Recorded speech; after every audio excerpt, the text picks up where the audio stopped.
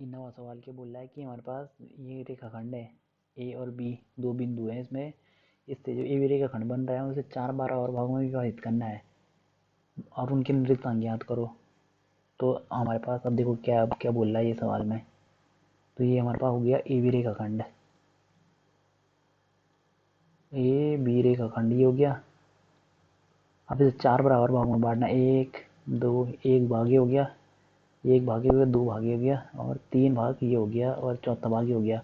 और ये बोल रहा है कि चारों भाग बराबर होने चाहिए। ये था ए बी रेखाखंड। अब माना ये 4 भाग बराबर भागों में बांटना चाह रहा है, ये बिंदु 4 बराबर भागों में बांटने चाहिए। ये ए बी रेखाखंड एक दो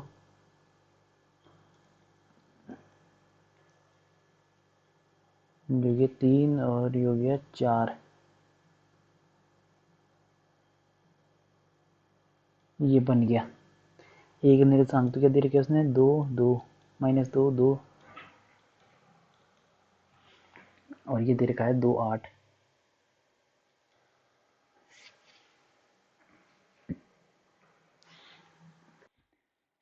अब क्या कर, अब माना हम क्या कर रहे हैं, अब माना इसे एक्स वाई और जेड बिंदु 3 बराबर भागों में विभाजित कर रहे हैं इस रेखाखंड को 4 बराबर भागों में। बराबर भागों में यानी कि एक इसका भी माप, एक इसका एक यूनिट, यानी कि 4 बराबर भागों में विभाजित कर रहे हैं, एक रेशियो 4 रेशियो बन गई हमारे पास। तो सबसे पहले हमारे पास एक्स, जो एक्स है हमें एक्स, जो बिंदु एक्स है वो ए बी को किस अनुपात में विभाजित करेगा, एक दो तीन, यानी कि तीन, 1:3 में विभाजित करेगा। कौन, बिंदु एक्स। तो सबसे पहले हम बिंदु एक्स को ही लेते हैं। तो बिंदु एक्स ए बी को 1:3 में विभाजित करेगा।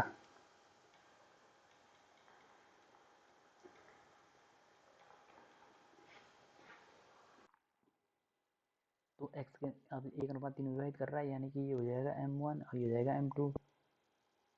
तो अब हम किसके निर्देशांक निकालेंगे, एक्स के निर्देशांक। तो एक्स के निर्देशांक, तो एक्स के निर्देशांक क्या हो जाएंगे, एक्स के निर्देशांक हो जाएंगे हमारे पास m1, वही वाला फॉर्मूला विभाजन सूत्र वाला। तो m1 एक्स, इसके निर्देशांक क्या मान लिया हमने,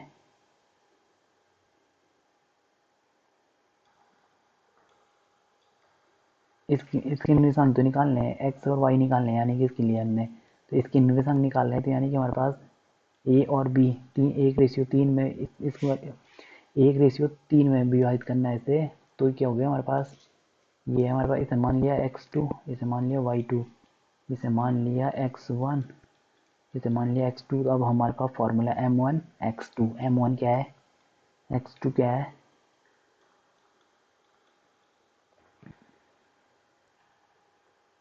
m2 क्या है,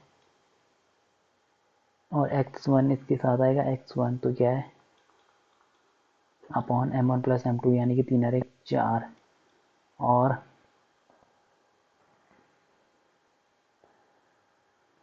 फिर होगा हमारे पास m1 y2, m1 क्या है, y2 क्या है,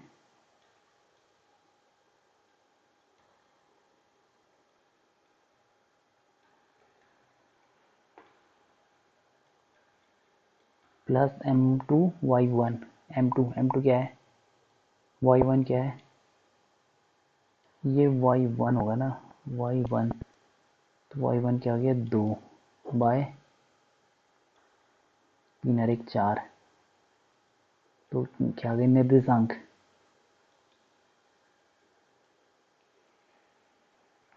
तो निर्देशांक आ गए हमारे पास 2 माइनस 6/4, और ये जाएगा 8 प्लस 6/4। तो कितना हो गया, -2/4, और ये कितना हो गया 14/4। तो ये हो गया -1/2, और ये हो गया 2 2 सत्ते 14, 2 दूनी 4।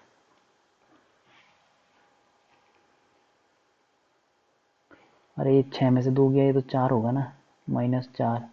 तो ये क्या बचेगा, -1। तो यानी कि हमारे पास x के निर्देशांक क्या हो गए,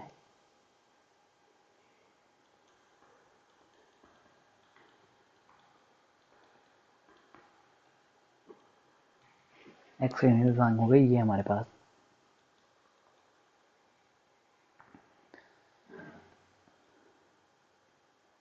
अब हम y के निर्देशांक निकालेंगे तो y हमारे पास क्या करेगा, जो y है y किस रेशियो में विभाजित करेगा, तो y बिंदु y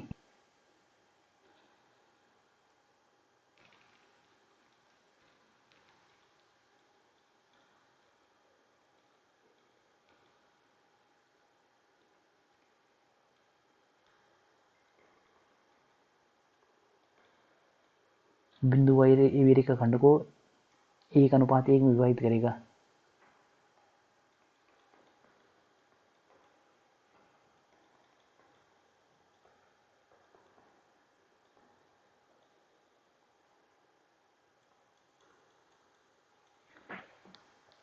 कैसे, अब ये था ना बिंदु ए, तो ये हो गया यहाँ से लेकर यहाँ तक भी 2 हो गया, और यहाँ से लेकर यहाँ तक भी क्या होना है, 2 ही होना है। तो यानी कि हमारे पास 2:2 आ गया, यानी कि 1:1 ही तो है ये तो 1:1 में कर रहा है विभाजित, यानी कि बराबर भागों में विभाजित कर रहा है। तो इसलिए y के निर्देशांक क्या हो जाएंगे, y के निर्देशांक हो जाएंगे हमारे पास,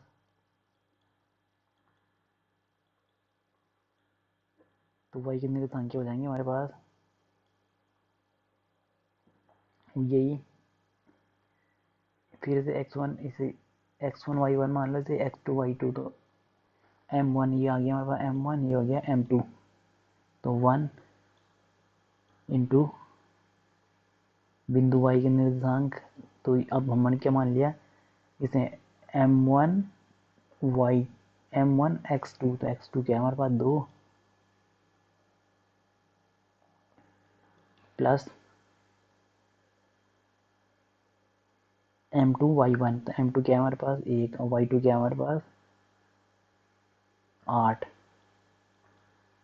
बाय m1 प्लस m2 यानी कि 2, और फिर m1 y2 m1 y2, तो m1 कितना है और y2 कितना है, और प्लस m1 m2 y1, तो m2 कितना है y2 कितना है y1 कितना है अपॉन m1 प्लस m2, तो कितना हो गया 2।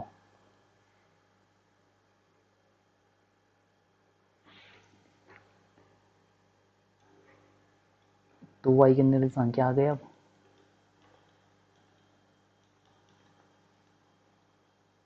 तो y के निर्देशांक आ गए हमारे पास, ये हो गया 2 ही कम 2 8 2 10 बटे 5 यानी कि 5।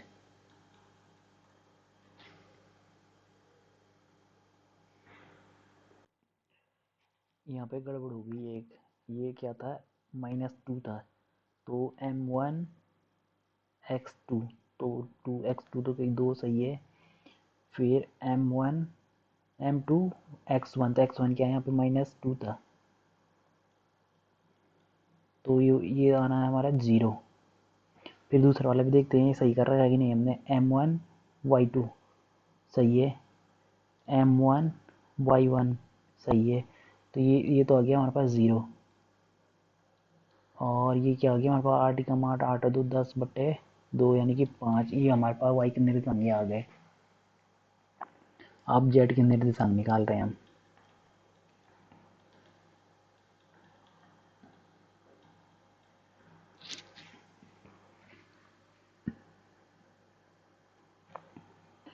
तो देखो अब z किस रेशियो में विभाजित करेगा, ये हमारे पास z, तो z हमारे पास, तो यहाँ से लेकर यहाँ तक z कितना हो गया, ये हो गया 1 2 3, यानी कि 3 रेशियो, और यहाँ आ गया 1, तो 3:1, यानी कि 3:1 में विभाजित करेगा z हमारा।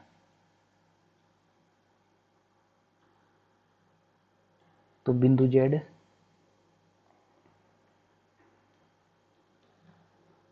बिंदु z रेखाखंड AB को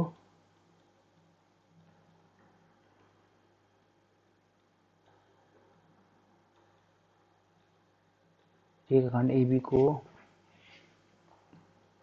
3:1 में विभाजित करेगा।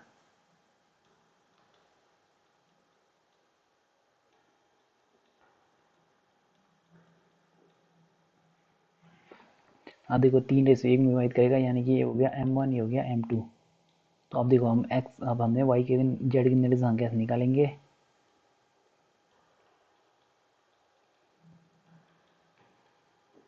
तो z के निर्देशांक क्या हो जाएंगे हमारे पास, तो m1 x2 क्या है हमारे पास 2, फिर है हमारे पास प्लस m2 क्या है 1, और x के साथ आएगा x1, तो x1 क्या है -2 अपॉन 3 और 1 4, m1 प्लस m2, और फिर होगा हमारे पास m1 y2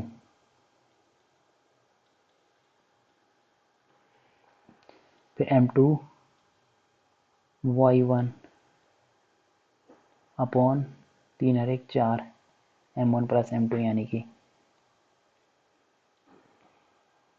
तो हो जाएगा 6 - 2 बटे 4, 8 3 24 और 2 26 बटे 4। तो ये हो जाएगा हमारा, ये तो बचेगा 4 बटे 4 यानी कि 1, और ये बचेगा 13 बटे 2। तो जेड के निर्देशांक क्या आ गए हमारे पास,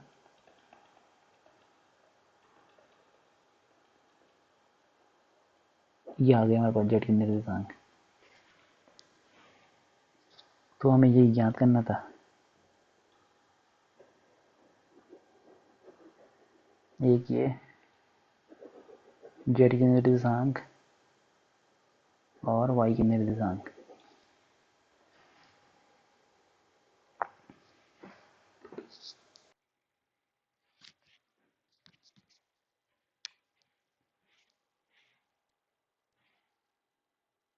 अब देखा है 10 सवाल के बोला समचतुर्भुज का क्षेत्रफल ज्ञात करो, इसके निर्देशांक, इसके शीर्ष के निर्देशांक हमें ये दे रखे हैं। तो इसमें संकेत दे रखा है कि समचतुर्भुज का क्षेत्रफल क्या होता है 1/2 उसके विकर्णों का गुणनफल।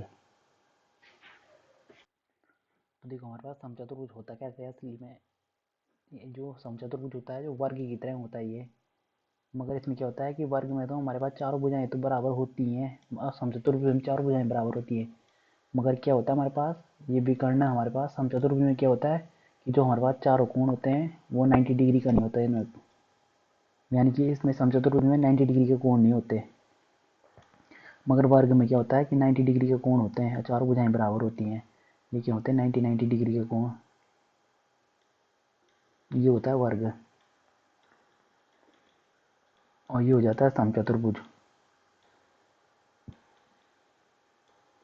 तो यही फर्क है समचतुर्भुज और वर्ग में। तो वर्ग का क्षेत्रफल, तो अब हम क्या, अब इसने क्या देखा है कि जो समचतुर्भुज का क्षेत्रफल क्या होता है,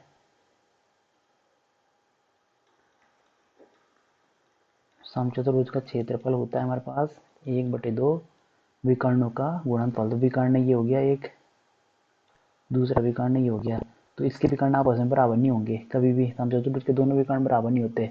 तो माना पहला विकर्ण, माना ये था ए बी सी डी, तो विकर्ण क्या हो गया हमारे पास ए सी, विकर्ण इसके विकर्णों का गुणनफल ए सी इंटू विकर्णों का गुणनफल ए सी इंटू बी डी। तो ये है हमारे पास विकर्ण 1 विकर्ण 2, तो विकर्णों का गुणनफल 1/2। तो ये हो गया हमारे पास समचतुर्भुज का क्षेत्रफल, इस प्रकार निकालेंगे। तो अब हमें क्या दे रखा है इसमें, ये दे रखा है समचतुर्भुज। तो अब हमने क्या कर दिया समचतुर्भुज के, अब जो हमारे पास ये है ना समचतुर्भुज, अब हमने इसके कोऑर्डिनेट रख दिए, यानी कि इसके निर्देशांक जो दे रखे हैं ये रख दिए। तो माना ये क्या है हमारे पास ए बी सी कोई समचतुर्भुज है जिसके विकर्ण बी डी व ए सी हैं। तो ए इक्वल टू क्या हो जाएगा 3 0, बी इक्वल टू हो जाएगा 4 5, और सी इक्वल टू -1 4, और डी इक्वल टू -2 -1। तो सबसे पहले अब हम विकर्ण निकालना है, यानी कि हमें ए सी निकालना है। तो विकर्ण ए सी बराबर,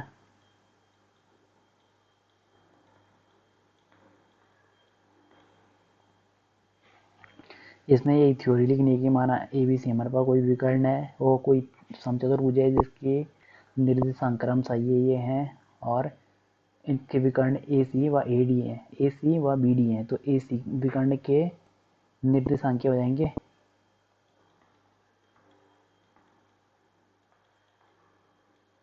निर्देशांक ए,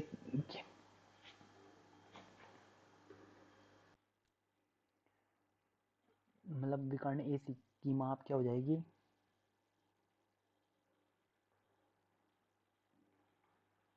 तो विकर्ण ए सी की माप क्या हो जाएगी हमारे पास, अगर हमारे पास निर्देशांक दिए गए तो हमारे पास यहाँ से लेकर यहाँ तक की दूरी, यानी कि हम डी का फॉर्मूला लगाएंगे इस पे, दूरी का फॉर्मूला ए से लेकर सी तक का, तो विकर्ण की माप क्या हो जाएगी हमारे पास रूट, यानी कि अब हम इसे दूरी का फॉर्मूला लगाएं तो ये हो जाएगा x2, इसे x2 मान लो, इसे y2 मान लो, इसे x1 मान लो, इसे y1 मान लो। तो x2 क्या है हमारे पास, माइनस y1 क्या है, और y2 माइनस y1 का होल स्क्वायर, तो हो जाएगा ये हो जाएगा 3 और 1 4, 4 चौको 16, 4 चौको 16, तो ये हो जाएगा 32, तो 32 यानी कि 16 रूट 2, और 32 होगा रूट 32, इसे कैसे लिख सकते हैं 16 गुणा 2, तो ये हो जाएगा 4 बार आया 4 रूट 2। तो ए सी की लंबाई कितनी हो गई, ए सी भुजा की माप हो गई 4 रूट 2। अब इसी प्रकार हम बी डी की माप निकालेंगे, बी डी विकर्ण बी डी की माप,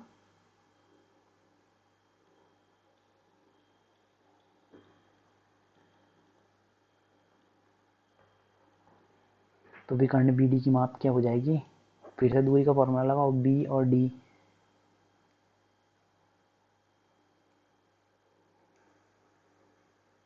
तो x1 y1 x2 y2 ये वाला फॉर्मूला लगाया अगर इस पे हमने, तो क्या हो जाएगा ये -2 x2 माइनस x1, तो हो जाएगा का होल स्क्वायर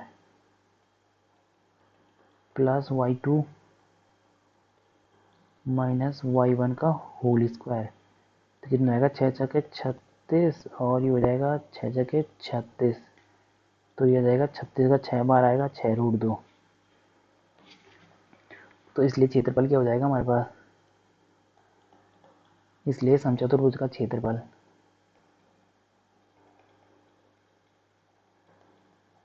1/2 विकर्णों का गुणन,